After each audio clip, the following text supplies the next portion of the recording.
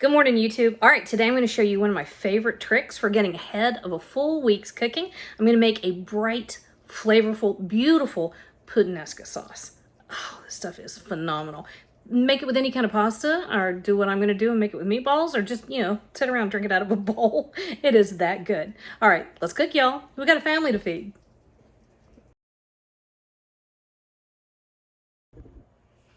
All right, here we go. We're going to make some Puttanesca sauce. Love this stuff. It is absolutely loaded with flavor, and I haven't made it in a while, and I don't know why. You know how sometimes you just don't do something for a while for no particular reason? Well, that's all I got here. Okay, so a couple stalks of celery, and if you've got like the leafy bits, use that. There's a lot of flavor in there. And then one onion. If you don't have a food processor, just mince this up fine. I like using the food processor. It's just a personal preference. And then a lot of garlic. This is about half of a head of garlic. That's a lot. It's not very big garlic. Okay, so what we're gonna do is get our pan over here preheated. We're gonna whiz this up all together. Normally, I also include a small carrot. I'm out of carrots.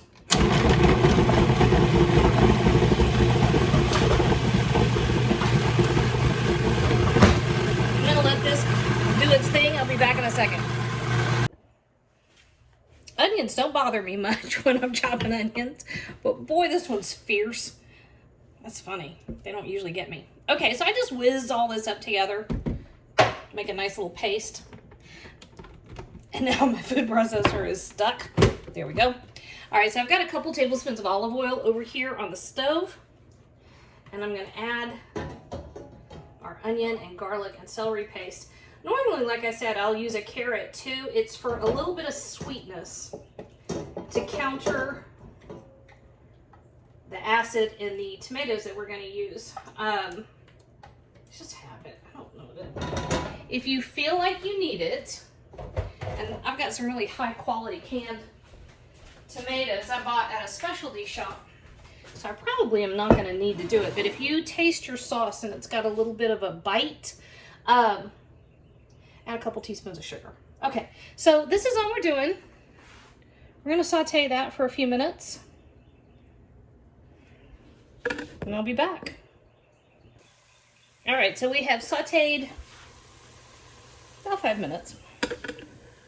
Not too long.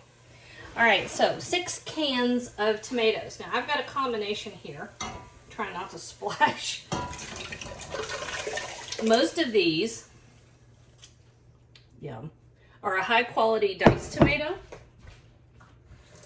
It's actually sold as diced and crushed in the same can. And I have 4 cans of that, and I've got 2 cans of tomato sauce. However, you can use whatever you want. Now I'm wearing it.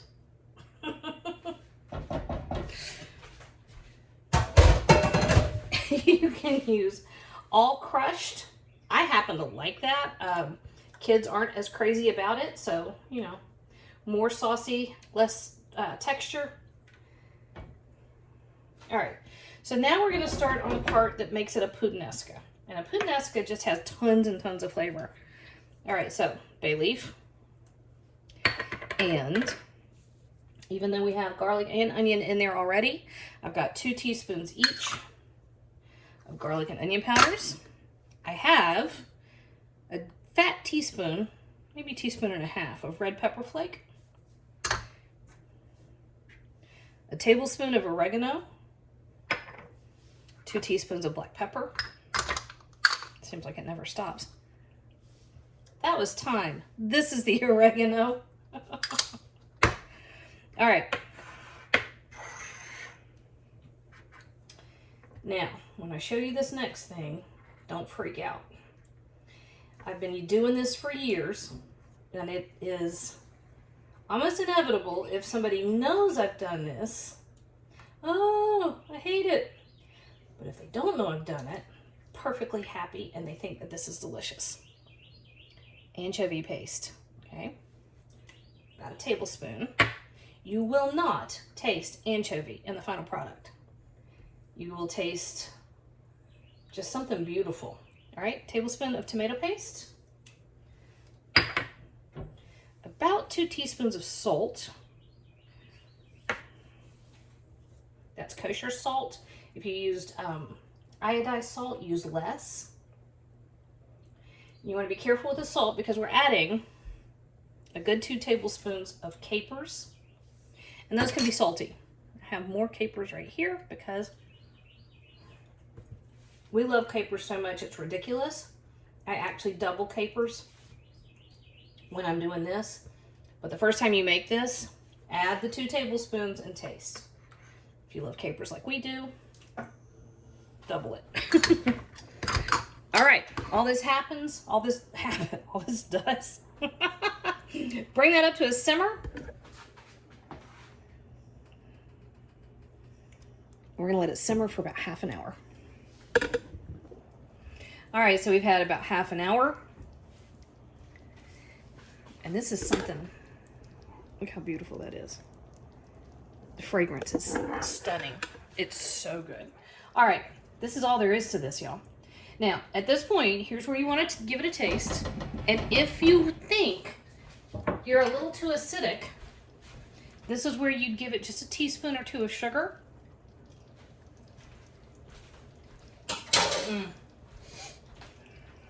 I don't think it needs it, so I'm not going to do that to mine. It is so good. All right, now you have your choice of all kinds of stuff. You can take this exact same sauce and serve it over any pasta you want, or what I'm going to do is make meatballs, and it's going to be the star of a beautiful cheesy stuffed meatball. How great is that? All right, if you want to do the meatballs, come to the next video. Otherwise, make a big batch of pasta and have at it.